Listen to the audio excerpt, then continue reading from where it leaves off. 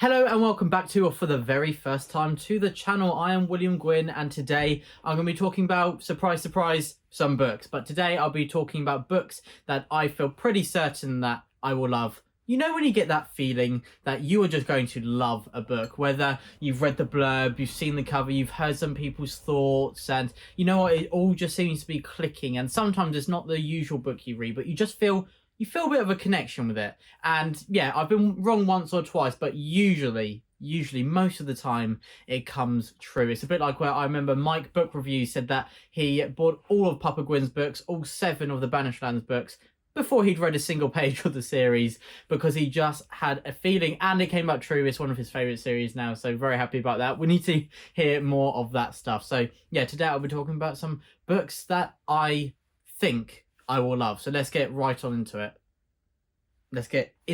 There we go. So first up, I have Storm of Swords by George R. R. Martin. So I'm cheating slightly because I have a teensy bit into this and I've read the first 2 installments, but I thought I will go even higher. I predict this will be in my top 10, maybe 15 books of all time. So yeah, as I'm cheating slightly, I thought I'll go, you know what, I'll raise the stakes and you can hold me to them. So yeah, I believe that this will be one of my favourite books of all time. I absolutely adored Clash of Kings. This is my first time reading any of these books. I watched the season for the first time, season 1 a few weeks ago. So yeah, I'm really diving headfirst into Westeros. Of course, I've heard a few spoilers, spoiled mostly by my brother Ed, so I have him to blame for that, but loving the journey, and yeah, I think that I'm absolutely going to adore A Storm of Swords. Next up, I have The Shadow of the Wind by Carlos Ruiz Zafón. I may be pronouncing that wrong, sorry if I am. So yeah, I know next to nothing about this series other than it is historical fiction.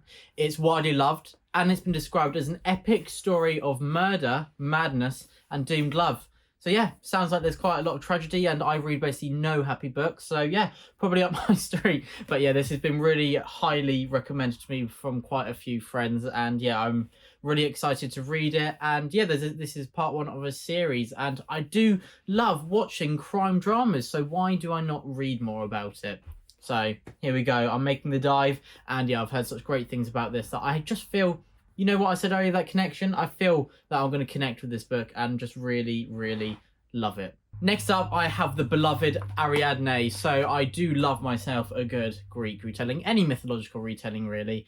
And Ariadne has been heralded as one of the finest. So it seems that Jennifer Saint has done with the figure of Ariadne what Pat Barker did with Briseis in The Silence of the Girls, in bringing to the forefront the women of Greek myth who are often neglected and left in the background or not developed enough as the men take centre stage. But Jennifer Saint seems to be rectifying that with Ariadne, having her at the centre and showing the story through her eyes. So yeah, it sounds really interesting, and it won quite a few awards, I believe, and it's just been hugely praised. That's the word I was looking for. So really looking forward to this.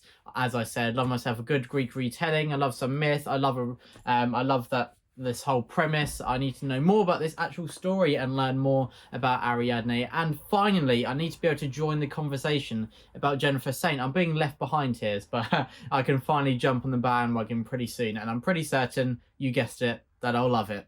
Next up, I have Dreaming the Eagle, some more historical fiction, and this is Boudica by Manda Scott. This is book 1 of her Boudica quartet. As I said, this is Dreaming the Eagle, book 1. And so, yes, it's about Boudica's rebellion against Rome in Britain, and I'm not sure what happens too much in this series. I know historically how it ends, sadly. But yeah, as I said, love a good tragic tale. So yeah, must go ahead and read this. This is one of my brother Ed's and Papa Gwyn's favourite series of all time. So if I don't like it, I'm probably going to have my reading license revoked and be kicked out of the Gwyn family. So the stakes are very high, but I feel pretty certain that I'll love it.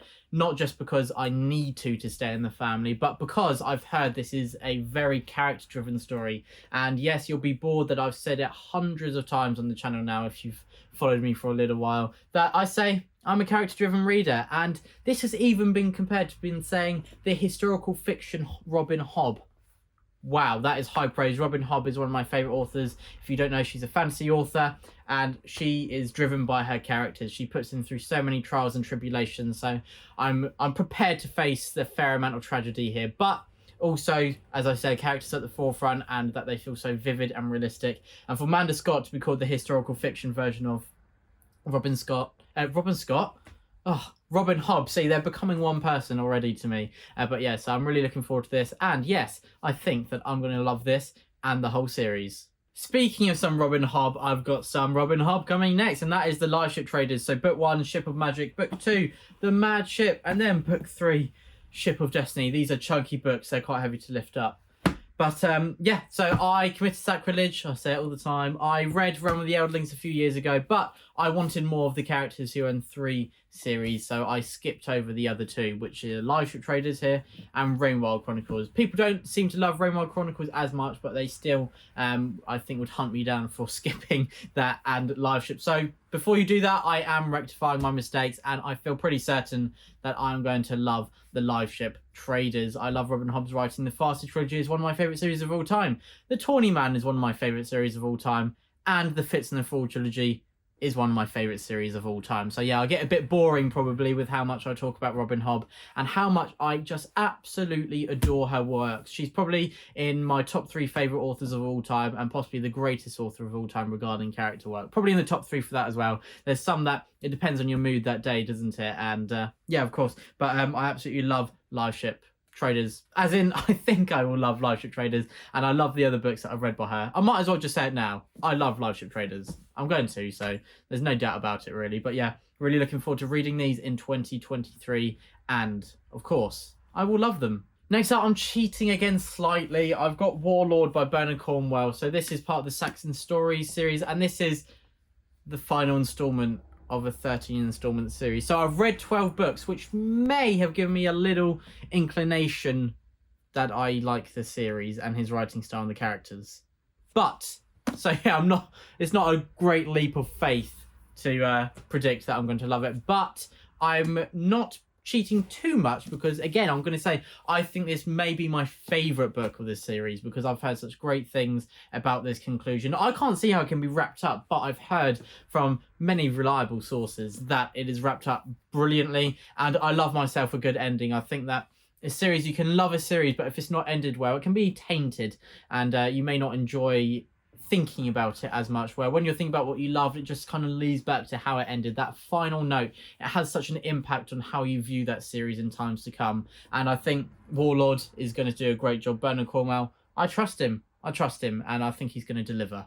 Okay, so only 2 to go. I could have just done that, but I made it complicated. 2 to go. And next, I have some non-fiction to throw in the mix. You know what? Got to keep it varied, don't I? And I have Powers and Thrones by Dan Jones. So Dan Jones, I read Essex Dogs, his debut in fiction. So yeah, I really enjoyed that. And it's about the 100 Years' War, the early days. Thought it was brilliant. But I've also really enjoyed some of his non-fiction works as well. And here I am with Powers and Thrones. So this is about a millennium of the power struggles and the political intrigue, the political machinations from when Rome was sacked, I believe was it 410? I'm not sure. Does it say on the back? 410, yeah. I mean, it's not actually a big surprise because I read it before I started the video, but I'm just surprised I remembered. So yeah, I'm not bragging. Powers and Thrones. So yeah, I'm really interested in this. Dan Jones has a very engaging tone, and he often part of it is storytelling, that he'll often begin a chapter or a section of the book with a story and then lead into what that says about the period because it was a story told at the time. And looking at those sources, obviously not saying that we believe all of them. I love how Dan Jones, a lot of historians, without meaning to, I believe, that they kind of enforce their own view. Subconsciously they're doing it, but Dan Jones is very transparent. He says, this is what I believe, but other people think this may be the case, and he brings in all the different options, and I absolutely love how he does that, but also manages to go over the same points without making them dry or boring. He keeps it alive and vivid, and he says it in such an interesting way. It's very conversational. It feels like you're just having a chat with this book, which made me just being crazy, but yeah, I love his writing. I think he's a fantastic historian. And yeah, I think that I'm really going to enjoy Powers and Thrones. So now the last book of the video, and I have Guards by Terry Pratchett. So I read Mort by Terry Pratchett a few months ago, and I thought it was really great. I loved his quirky sense of humour and just the absurdism of Mort and what it sounds like all of Discworld is. But I've heard pretty unanimously that Guards Guards is his best book, especially I've heard that from Library of Alexandria. I bet I've remembered wrongly now. Alan's like, this is the book I like least in Discworld. But no, I'm pretty certain that he absolutely loves this.